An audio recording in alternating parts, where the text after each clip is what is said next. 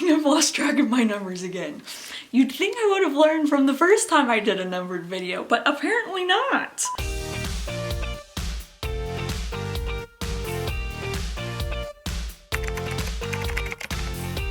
Hey everyone, it's Olivia and welcome back to my channel. If you're new here, thank you so much for stopping by.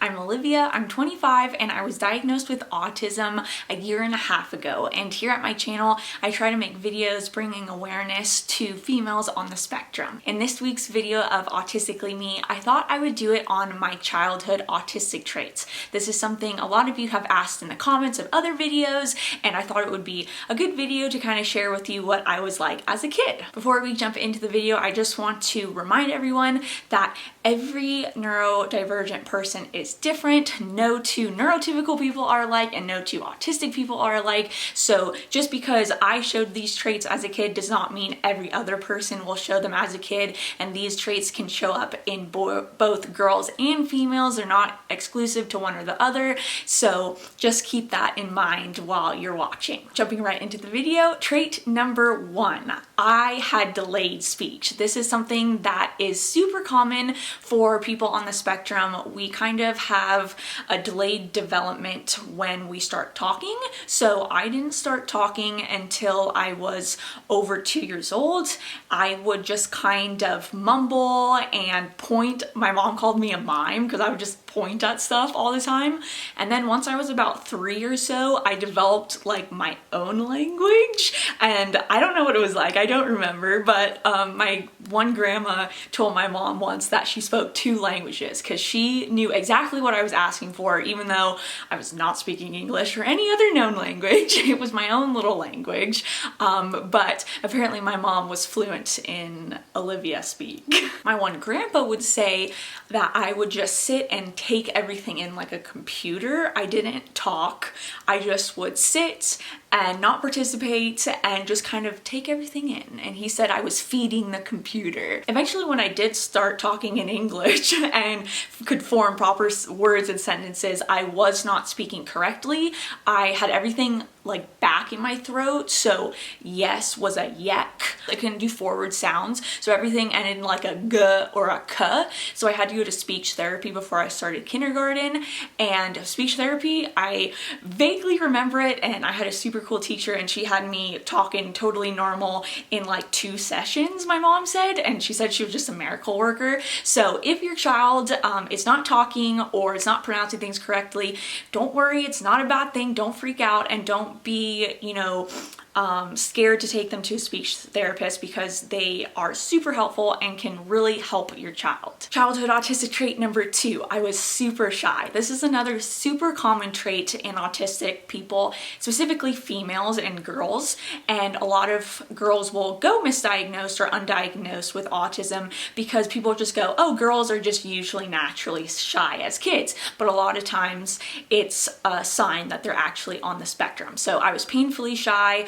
Again, I wouldn't really talk much. Even when I could, I would always have to be by my mom's side. I definitely had separation anxiety, and I kind of had my mom talk for me. And basically, if it was someone that I didn't know, I would just kind of mind my own business because I just didn't want to interact with them. And that brings me to number 3, which is I didn't have a lot of friends growing up. And it's not so much that I didn't have a lot of friends, because I did, but I didn't really care about the relationships. That sounds really bad. I kind of talked about this in another video, but I just really preferred being alone or preferred one-on-one time when I did interact with people. And I would kind of wander from friend group to friend group. I didn't just have one friend group. I kind of just wandered. And this is something very typical in young females on the spectrum. It's kind of another telltale sign is we'll kind of wander from group to group on the playground and hang out with a bunch of different people, but we're not super close to any one person because we just kind of don't want to be. I was also just very uninterested in kids my age. I prefer to hang out with much older people,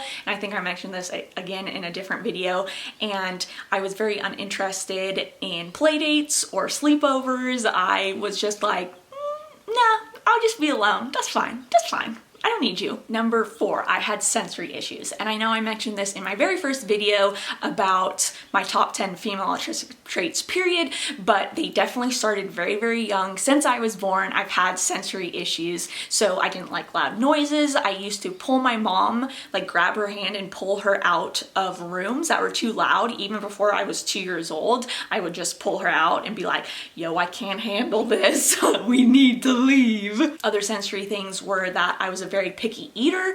I would kind of just eat pasta with butter and bread and cheese, which is not super different from now. No, I've gotten a lot better with my picky eating, but it definitely started young, and it wasn't until I was much older that I started kind of branching out, and everything has to do with texture. I don't eat meat. I've never eaten meat my whole life. When I was a baby, my mom would give me meat and I would suck the flavor out and spit it out. I also wouldn't wear pants. I would never wear pants, which is really funny because now I'll never not wear pants. Like I won't wear shorts or dresses or anything, but when I was young, I could not handle wearing pants. Another sensory thing with touch, I would only wear dresses and I just would never ever wear pants. I know I didn't like wear jeans until I think I was like 13. I had never owned a pair of jeans, had never been in a pair of jeans until I think I was in middle school. Number 5, I'm very inflexible and can't handle change. Again, this was one of my top 10 female autistic traits now, but again, it started really young. I had to have a routine and I needed a nap at a certain time. I needed to eat at a certain time, or I turned into like, you know, Jack from The Incredibles when he turns into like the purple monster. That was me if I didn't get my nap or food at a certain time. My mom likes to tell a story about how I needed a certain amount of napping hours in a day, or else I would just be horrible and have meltdowns and just totally just terrible. And my little sister would love to go sit on me while I was napping, and my mom would be like,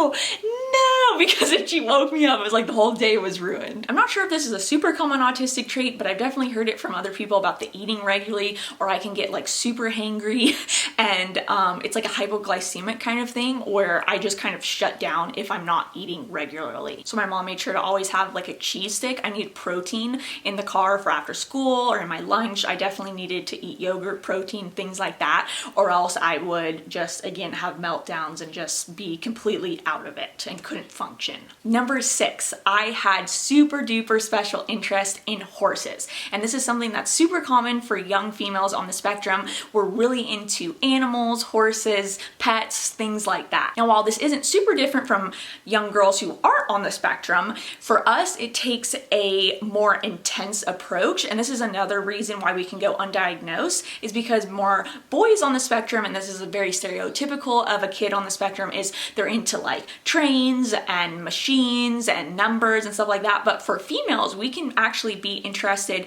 in what neurotypical girls our age are, but our interest goes much farther and more intense than the average girl. So maybe the average girl would love horses and have someone play with them or go for riding lessons, but for a girl on the spectrum like me, I knew every horse breed. I knew just everything that you could ever know about horses, and I was obsessed and I thought about them 24/7, and I couldn't focus on anything else but horses. When I was in middle school, that then changed to football, and then I learned everything about football and played football and could school any guy about football, and it was great. Number 7, I couldn't make decisions very easily. And again, I don't know if this is a super common autistic trait, so I'd love to know in the comments below if when you're a child or if your child experiences this, but I could not make decisions to save my life, and they would cause me to have meltdowns. An example, I went to a Christian school for elementary and middle school, and we had a uniform that we had to wear, but every once in a while they'd give us a free dress day, and this for all the other kids was like, yay, I get to wear whatever I want, but for me, it was a nightmare because I couldn't ever decide what I wanted to wear. So if my mom and I did not pick out literally everything the night before, including obviously a top, bottoms, shoes, socks, underwear, what to go in my hair, literally everything, if we did not do that the night before, the morning of, I would have giant meltdowns because I could not pick what I wanted to wear. It was an awful, awful thing in my book. I just couldn't decide. So this is something that happened a lot. I couldn't pick what I wanted to eat or like what restaurant I wanted to go to, things like that. Number 8, I was very bossy. And again, I don't know if this is super common, but I have read some things where like autistic girls need to be in charge. We kind of need to oversee anything and we need to have that feeling that we're in control. And so it's not like I was bossy in a mean way. Maybe that's not the right word, but I definitely, like, if I did have a play date, like I wanted to be in charge of whatever we were doing. Like if we were playing with my horses, I needed to be in charge of what the other people were doing with my horses. If we were playing school, I needed to be the teacher and I needed to be in charge. And last but not least, number 9, I had gut issues. This is another thing that I mentioned in my first video, but it goes all the way back since I was born. Like I mentioned in that video, I had to have enemas as young as I was literally a baby before I could even walk, because I just could never poop regularly, which unfortunately is still the case today. Again, TMI, but I've had gut issues my entire life, and it's something that I had no idea why I had them until I found out that there was a correlation between autism and gut issues, which I just found so fascinating, and that's definitely something I'd like to do a whole video on. But yes, I had gut issues, and it's something that I've heard from so many of you that you also share this trait with me. So I feel less weird about it, that I'm not alone. And that is it. Those are my top autistic traits of when I was a little girl. If you have any questions about what else I was like or other things that I did when I was a kid, please leave them below. I'd be happy to answer. I hope this video, as always, was a little bit educational and could help you maybe figure out yourself or your child and make you guys feel less alone. So thank you so much for watching and for subscribing and liking and commenting. It again means so much to me, and I really truly am so appreciative. Thank you as always. God bless. Have a wonderful week, and I will see you soon.